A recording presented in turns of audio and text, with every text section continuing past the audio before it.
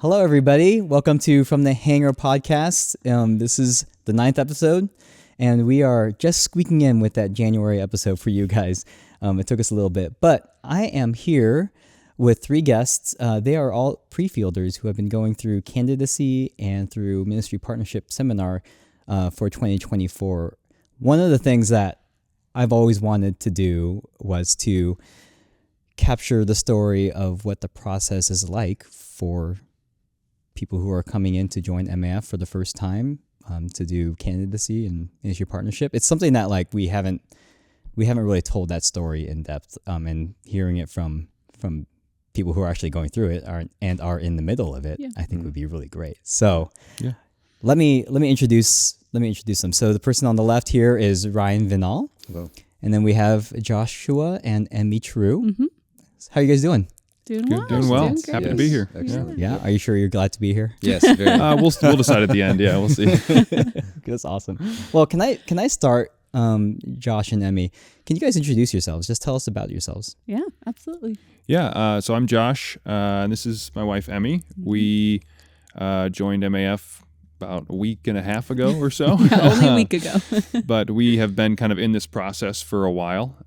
We got married earlier last year, 8 months ago. So we're stepping into this new season and excited for what the Lord's bringing. So, that's great. Yeah. Well, tell me where you guys grew up. Tell me your background. What prepared you for something like missionary aviation and the organization here? Well, I feel like my story is kind of funny because I am the non-pilot between the two of us. So, I was born and raised in Springfield, Missouri, and grew up in a great Christian household, but was saved at a young age. Just really didn't know much. I felt like I had a really small faith at that time. And so it took me later in high school when I was discipled by a young lady who honestly wasn't much older than I am now. But she took a group of us in and just poured into us and was really vulnerable just with her relationship with the Lord. And she really taught us what it meant to follow Christ. And so I attribute a lot of where I am now to her, but in addition to that, missions really. So she just taught us about a trip to India that she took, I think earlier the year when she started discipling us.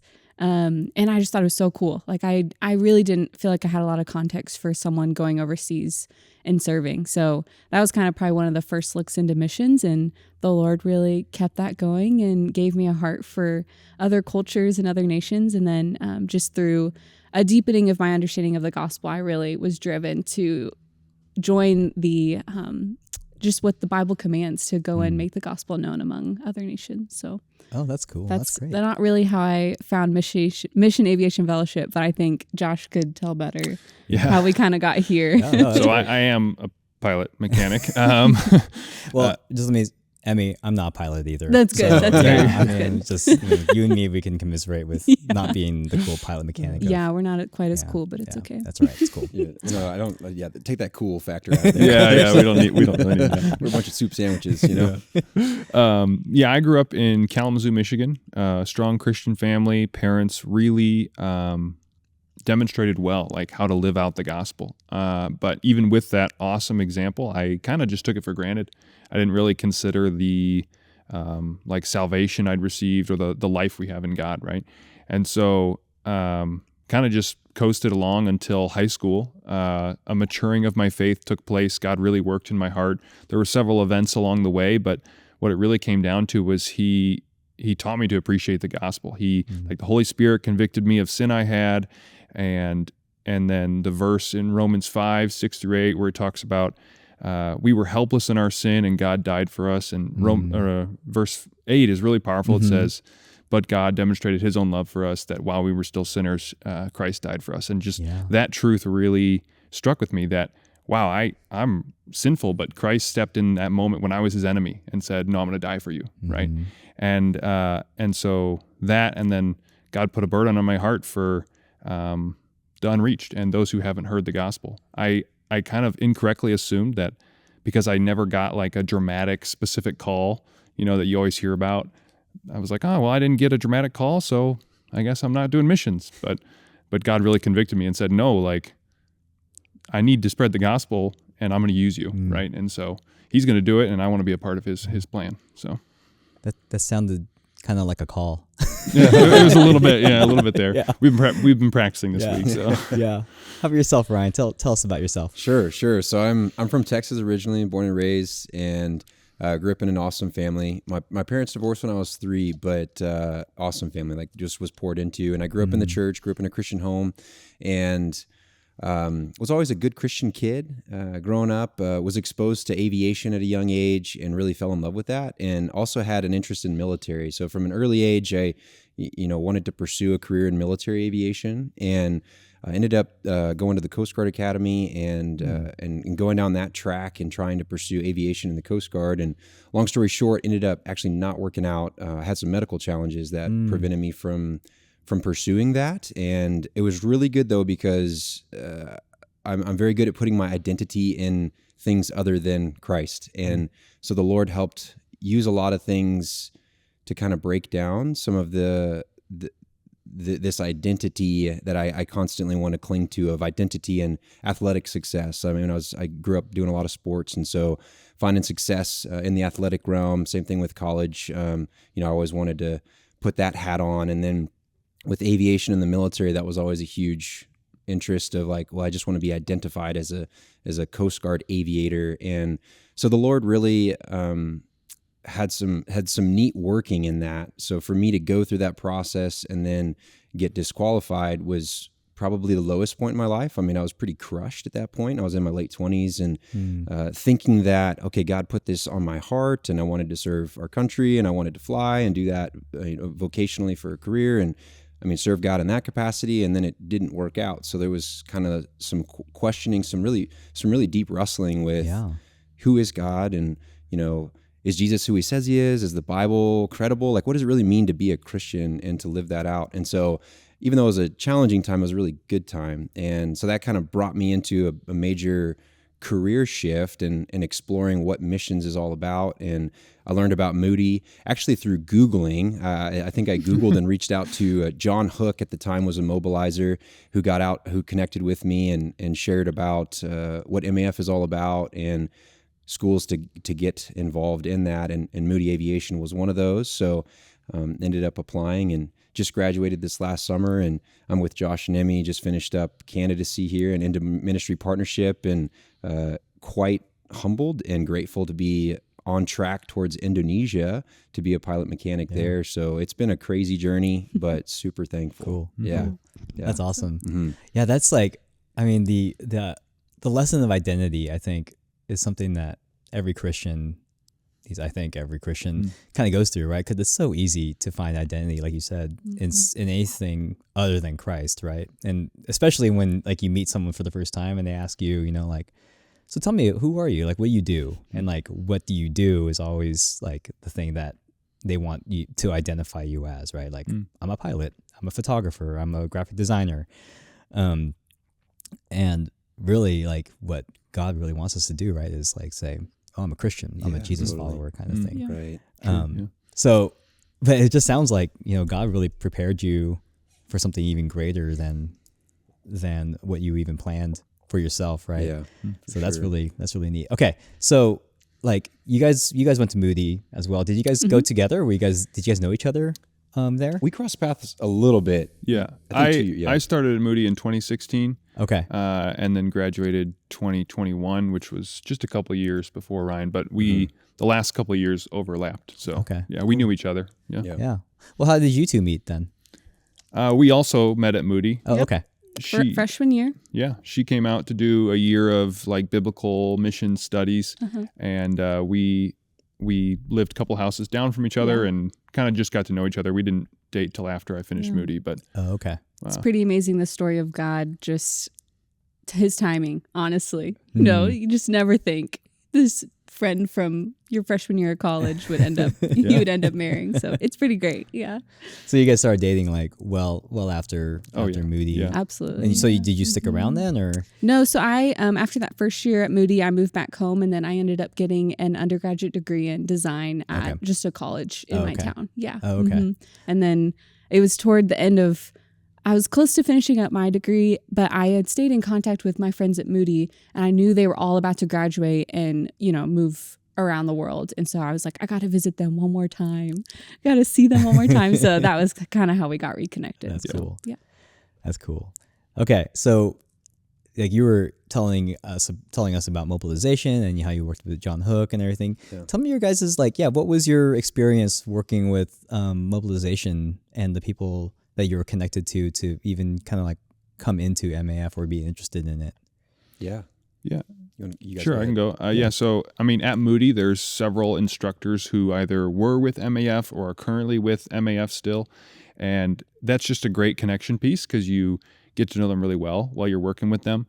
And so I had a couple instructors in particular who just really stood out, and you could ask them honest questions about, what were positive things about being on the field with MAF, were there ever struggles? And they kind of talked about, just life on the mission field. And it's in just the relationship of instructor-student or whatever. And so it's very natural and great to hear their stories and their MAF's passion for using the airplane as a tool for the spiritual transformation. It just really stood out to me. And then after Moody, we worked with a mobilizer in the Midwest area because that's where we live, and Garth, and he just helped us a lot with scheduling the technical eval, and he's amazing. He followed up text us Merry Christmas after we passed. He texted us and emailed us congratulations. Such an intentional guy, and just really helped pave the way for us to join. Yeah. So.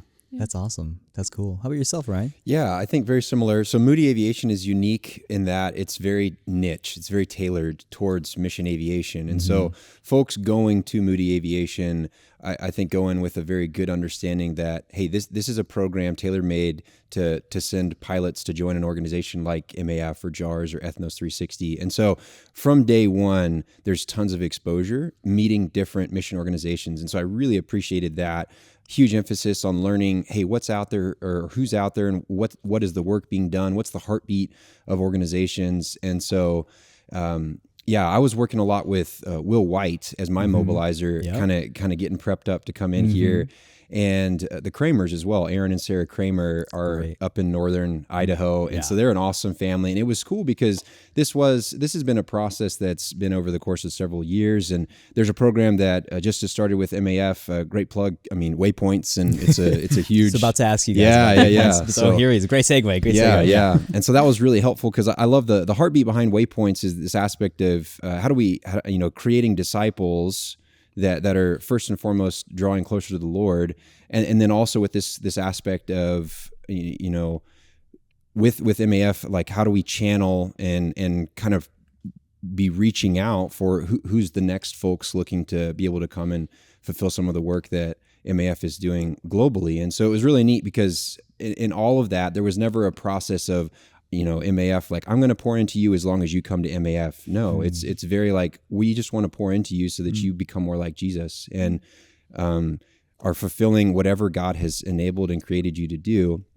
But in that interaction with the Kramers, that was really cool. And several workshops that were conducted over the course of the last couple of years was very formative in me understanding more about MAF. And I think over the last year and a half, that combined with an internship as well with MAF to Lesotho a year ago. Actually, we were in Lesotho a year ago to this day, kind of really getting a feel for what that's like. I think that was all very formative to taking that step to say, okay, Lord, I believe that you're directing towards MAF, just resonate hugely with our heartbeat. So, Well, Ryan, I wanted to ask you about that internship. Yeah. To Lesotho. Yeah. If you could talk about that, because Sure. that was through Waypoints, right? Waypoints. Yes. Yeah. So tell us about that. Yeah, you bet. And to be very candid, it was actually very challenging for me.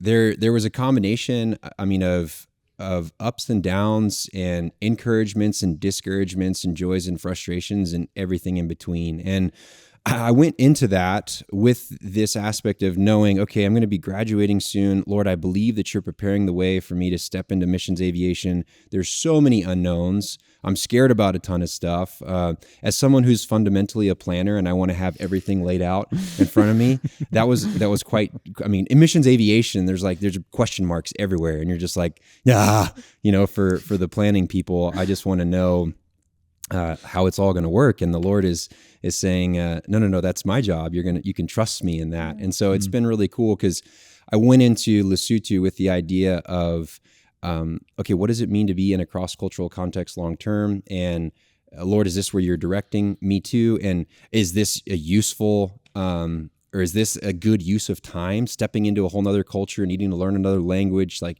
taking the gospel and just wrestling with questions like, well, isn't there need here and now in the United States? I mean, why would I go around the world to do this? This seems silly to me. And so it was very challenging, but very good. And so I think the big thing that that made it challenging was this idea of how I define success, as far as, or how do I define successful living with the Lord? I think it's easy to be like, well, it's success in living a God-honoring life means you're going to have, 1,000 converts, or you're going to see this fruit in this amount of time. And I was challenged by that. And instead kind of defining success, I feel like the Lord was pressing on my heart of, hey, I'll worry about the transformation in the heart.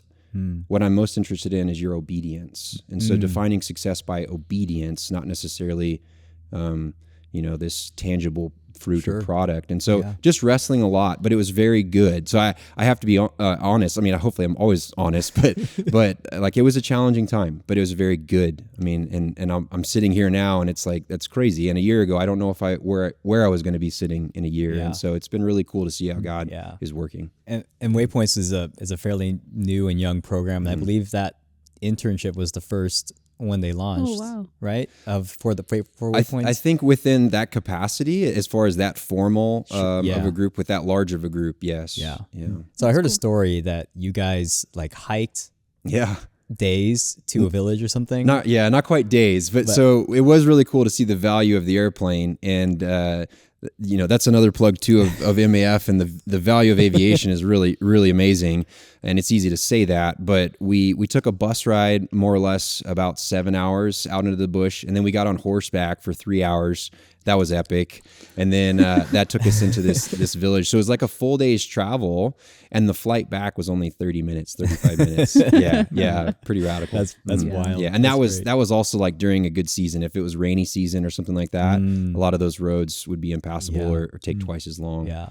I remember there was when I first came on with MAF as a video producer, there was a video that the previous videographer made here that was like a jungle trek through the jungles of, I can't remember which country it was, but the video was about 9 minutes long or 10 minutes long or something like that. And they went it was basically just their trek going to a village and like going through like the thick jungles and stuff. And the course of that trip for them was, I think it was a day or two. Yeah. Oh my goodness.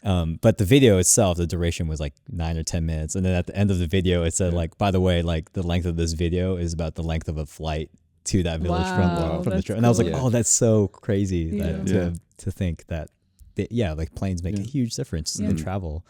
Yeah. Not to mention like you get to put all your cargo into the plane too. So, so it's incredible. So segueing over to you guys, I know that you guys did some overseas mission trips before even considering like going to Moody and everything. Tell us about that. Like, how did that shape you guys and prepare you guys for overseas missions long term? Yeah, I think for me, I got the opportunity in high school to go to Kenya. It was short term, just 2 weeks, and it was kind of a small thing. We just went and helped install and build playgrounds at 2 schools. So super kind of random, but it was such a cool opportunity to go and do that. And when I returned, it kind of made me realize that there's opportunities in missions for more than just the typical qualities you see in a pastor or church planner, right? There's a need for pilots and mechanics, for graphic designers, for photographers, for like there's a need for all these people to work together to fulfill the Great Commission. It's not just, oh, this is the typical mold. If you're not this mold, don't go, And that was kind of the learning opportunity I had through that. But yeah, I got to go my senior year of high school on a summer's mission trip, just I think for 2 weeks to Japan. And so that was led actually by my parents. My mom is Japanese. Okay. And so she got to kind of lead a trip with my church. to show us the need in Japan for the gospel. It's, I think, 1% evangelical Christian, so it is considered an unreached nation. And then it was later on in my college years, I think 2019, I felt the Lord calling me to do a longer trip overseas to just see really what it was like for missionaries to be living overseas. So I got in contact with a missionary couple that connected me with another missionary couple in Japan. And so, I ended up in Japan for a whole summer living with a missionary couple I'd never met before. And it was great, though. It was definitely challenging, and I grew and learned a lot. But I thought it was just really valuable to get to see the real work that goes into living overseas and what it takes to even, start up a church from the ground up and things like that. Wow. So, That's great. Yeah. So let's fast forward now. You guys presently are here at HQ. Like, tell us what that's all about. We've been here for 2.5-3 weeks. Yeah, something almost like 3 that. weeks. Yeah. And so the first 2 weeks we were going through MAF's Candidacy course. So intro to MAF and all the nuts and bolts of their operations. We get to hear from their regional directors, and part of that is getting our country assignment, which is kind of the highlight of the candidacy weeks, I would say. So like Ryan mentioned earlier, he's going to Indonesia, and Emi and I are going to DRC, or the Democratic Republic of the Congo, specifically MAF's base in Bunia in eastern DRC. So that was kind of the highlight of those first 2 weeks. And let me ask you guys a question that I want you guys to be honest with, but going through candidacy, getting to know MAF more, like getting into the weeds of MAF and preparing what it would look like to be overseas with them, like, were you guys have any concerns about that, or was it just like this was more affirmation that you guys wanted to join MAF? No questions. I mean, I can speak to that real quick. Yeah. I've been blown away. My feelings have always been slow to follow, I feel like, in a lot of areas of life. And so coming in and starting with candidacy is kind of like, okay, Lord, I believe that this is where you have me. I don't know what tomorrow holds, but I think you've told me to be here. And so I just want to keep going. And it's been cool because all through candidacy, I mean, the whole team involved with MAF is amazing. And so the candidacy program is like each day I found myself getting more and more excited. And just as I learned, again, like Josh was saying, the nuts and bolts of our organization, it's like, man, this really does resonate hugely. And so it's actually kind of been like a warm blanket maybe of like, oh yeah, this is good. It's been neat to have some of that stuff filled in. And the more we're stepping into it, again, plenty of question marks still of what does the future hold. But it's been really great to be encouraged by the team here. Yeah. Cool. Yeah. I feel like my experience was a little bit different just because I didn't attend Moody, and so I didn't have quite as much background and familiarity with MAF than Josh and Ryan did. But so I think a little bit through candidacy, it was really good for me because I was getting like, fire hose of information. But it was really great to actually know who MAF is, know the vision and the mission, and know the heart of it. I think I wrestled with a little bit viewing MAF as, okay, well, all they do is support, the people that are sharing the gospel. But really what I saw in candidacy was actually, no, we are supporting, yes, the people that share the gospel. We're supporting the missionaries. We're supporting the church planners. But we also want you yourself to carry the gospel. We want you to use every relationship you have, every plane ride with someone in it, every encounter once you land with the people you're with. And then for me, who's going to be in the city, like every time I'm building relationship with my neighbors or going to the grocery market or store, whatever that looks like. So that was really valuable for me and kind of surprising, honestly. So. And I got to add one plug too. I think one thing that's awesome that I've noticed too is it's almost like you talk to everybody individually, but it's like you're talking to one person. Like everyone shares the same vision, and we've got the rotunda and the mission and vision of MAF, and it's just really encouraging because it's like everybody's just on the same page and very intentional and serious about how do we live out gospel-centered living, and that's super refreshing. It's not a bunch of like, well, we're here to support those that are doing that. It's like an organism of, no, we're one family. And the fellowship, I mean, it's kind of cliche, but the fellowship aspect is very much alive and very contagious in an encouraging way. Cool. Yeah. How about yourself, Josh? I mean, I came in once again with a lot of background with MAF, just talking to instructors at Moody and things like that. So there wasn't too much in candidacy that I was surprised by necessarily.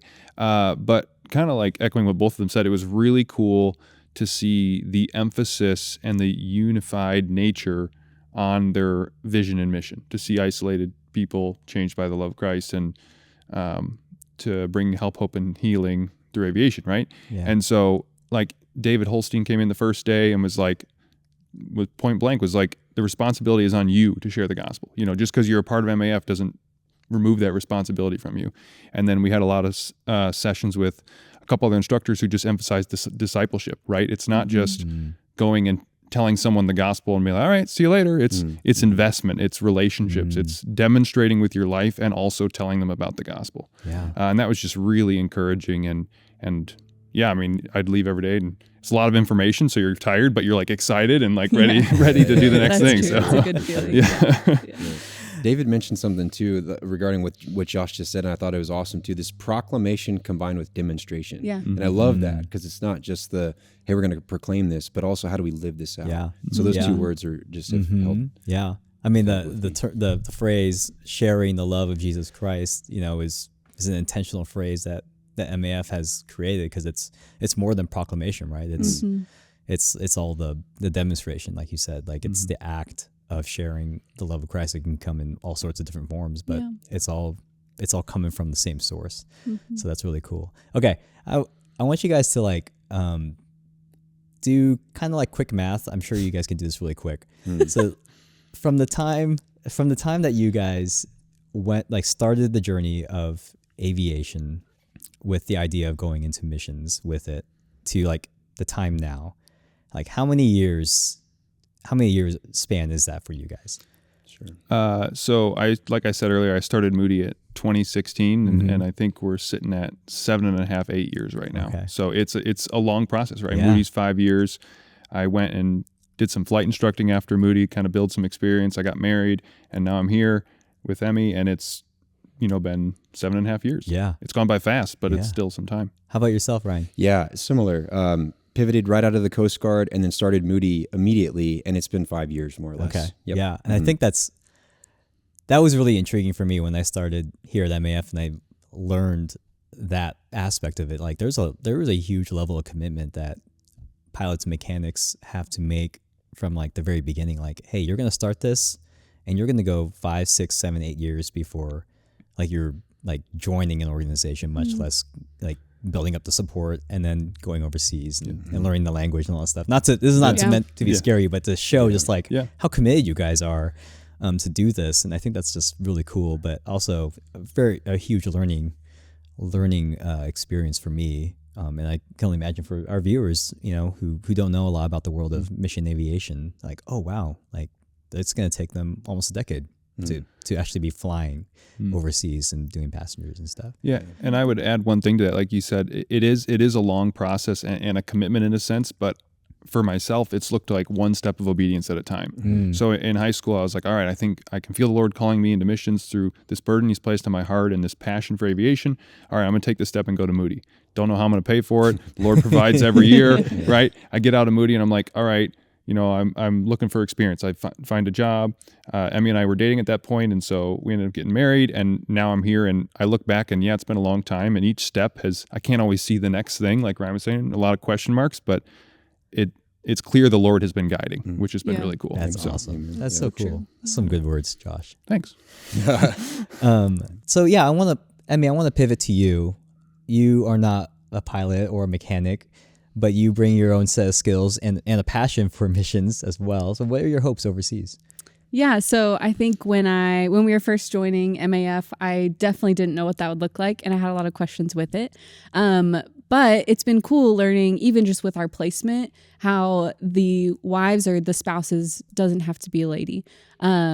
Of the pilots and the mechanics, they also are really involved in the communities there. So specifically where we're going to be going, I will get to be involved probably with, they have sewing and language literacy classes In DRC, there's a lot of IDP camps. I always forget how to say this. Internally displaced people. Yes. I always mess that up.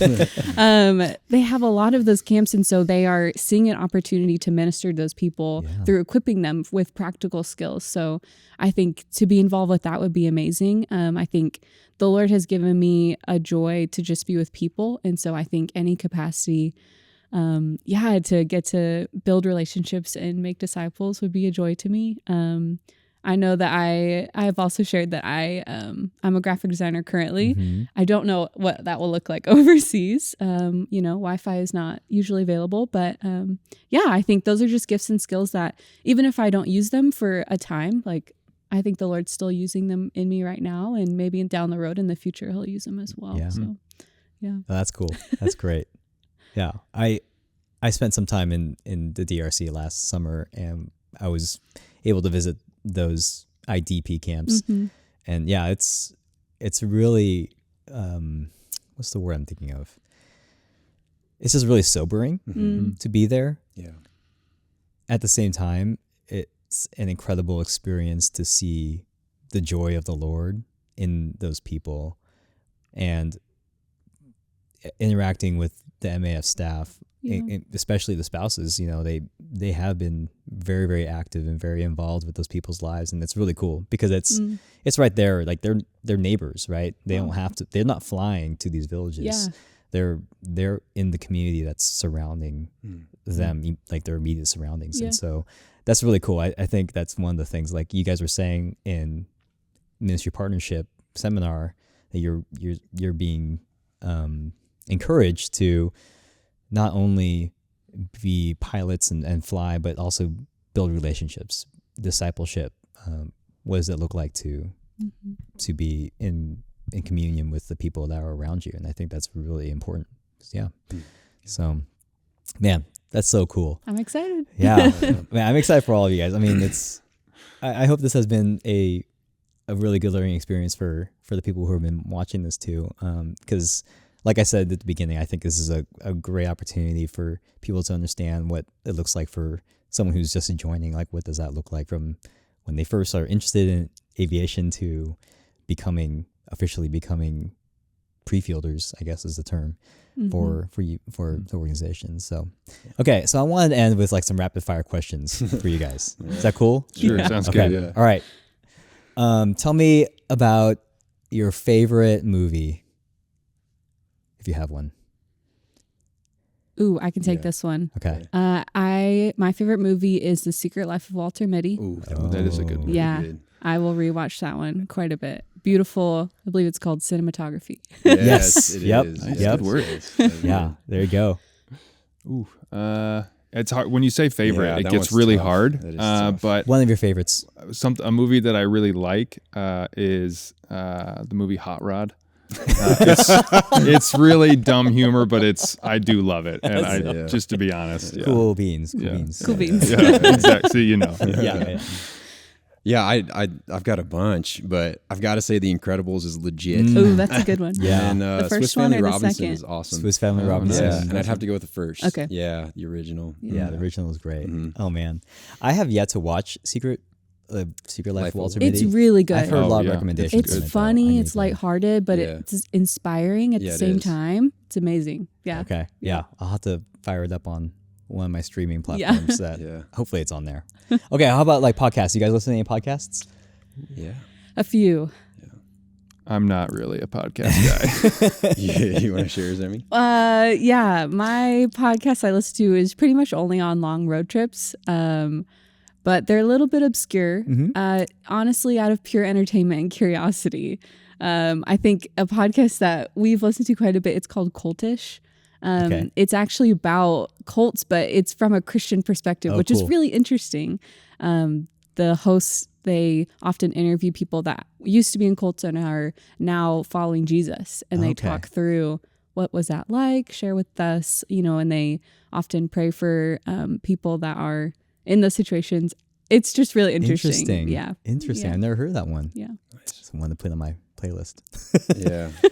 Yeah, I enjoy podcasts. There's seasons where I'll listen to them a lot more than others, but I love like John Piper stuff. So Desiring God, or he does a sermon every day kind of thing. And then there's the Ask John Piper one. That's not the title of it, but it's the questions that they talk through. Those are great. I love apologetic stuff. So like some N.T. Wright and there's some other types of debate type podcasts. Sure. Nick Ripken, the Persecuted, it's like a Persecuted Church type podcast is really inspiring.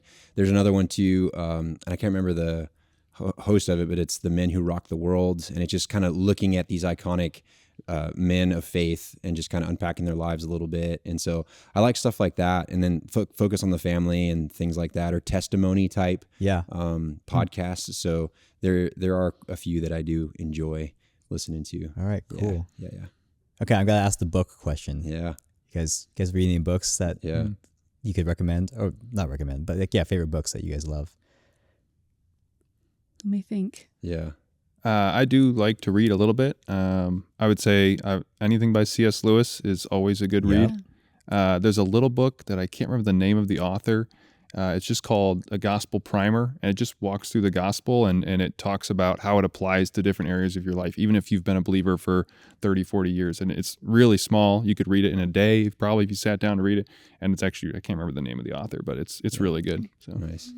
Well, and to show you how much I read and I'm really good with that, I had to write down my books here. I love audiobooks, and I mean, I enjoy growing and reading. But recently I'm reading a book called Spiritual Rhythm by Mark Buchanan, and it's talking about just like the natural rhythms of life. Ecclesiastes unpacks a lot of this of, I just want to be like, I have this thing of, I expect epic every day, and that's not the way life is often. And we go through seasons, and some of that is a wintry season, and Ecclesiastes unpacks that. And so this is a book just talking about how that's normal, and we can celebrate that and God working in that. So that's been a really cool one. And then Surrendered to Love is another one that was given to me. David Benner is the author of that one. And so those are kind of what I'm working through right now. Cool. But I got to say, like the Chronicles of Narnia never get old. Yeah. And, I know it's cliche, but they're great. good. Yes.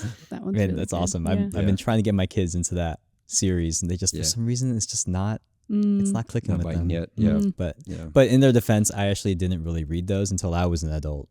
And then I didn't either. Yeah. Then I really nerded out about it. So maybe it's not really for kids. Yeah. I mean, I feel like there's No, application at any age. Yeah, for sure. Yeah. So anything come to mind then? I'm trying to think of the name of the book that Nick Ripken wrote. Oh yeah, The Insanity of God. Yeah. I love that book. It's amazing. That one is good. And there's another book called Bruchko. I think it's by Bruce Olson. He's a missionary that went to a tribe in South America, and his story is incredible. I really like that book. Cool. Okay, last question, because I want to know about your hobbies. So like, if you had a free day, you're not going to fly, you're not going to work on a plane, it's Saturday, it's a beautiful day outside, what do you guys find yourselves doing? I'm always down for a hike. I mean, we live in Missouri, so you can find good hiking in like the Ozarks. It's not quite like the Pacific Northwest or anything, but just getting outside and doing something active, especially if you can get a couple friends to tag along. Cool. It's pretty good. Yeah. Yeah, I mean, I am a big fan of sleeping in. So if I have a free day, I will sleep in. Absolutely. That's how I want to start my day. But yeah, getting outside, going for a walk, those are great too. Yeah. Maybe going to a nice coffee shop. Yeah. Sleeping in is a real hobby, guys. Yeah. Maybe. Yeah. That's good. Yeah, I love doing outdoor stuff, so I would pack it to the max. And I love mountain biking and skiing, so I envision it like from sun up, just going out, finding some trails, and just hammering down the trails and having fun with friends, and then doing some big get together with people, making a big meal or something like that in community, and then go play capture the flag or something at night, and go skiing and then go surfing. It's just like skiing and then go surfing. Just max it out. I've only done it once. It's fun, but yeah, that'd be a lot to fit in one day. Yeah. Okay, I got asked now, like where were you able to successfully go skiing and then go surfing? Okay, so first of all, I'm a very novice surfer, but this was in Southern California when I was in the military, so it was like Big Bear Mountain, skied and then came back, and it was cool. Being a novice surfer. I actually paddled and caught a wave and stood up. And so I'm like, yes, I legitimately surfed and skied in the same day. Because normally I just get thrashed by the waves. And I'm like, I mean, I could go ski and then get worked by the waves, but I actually got to surf too. So yeah. Congratulations. Yeah, no thanks. That's awesome. Probably won't happen again. Well, I should end. I wanted to wrap this up, but if you guys are interested in partnering with any of the missionaries or with these three, you can go to our website. It's the URL is actually it's lost on me right now. But I think maf.org/missionaries gives you a whole the list of missionaries that are a part of Mission Aviation Fellowship United States, and you can go on there and learn about every single one, where they're located. But we will also throw the links up for you guys onto the via description, so they can go to your site and That's great. That's awesome. click on that Thanks, donate Lem. button. Yeah. Wow, this is kind of a strange, weird plug for MAF right now. Hopefully not to do that. Anyway, so everyone, thanks for watching. Thanks for joining in on this. Hit the like button if you like this, and do all the other social media stuff that I have yet to learn the scripts for. You know what to do. All right, we'll see you guys next time.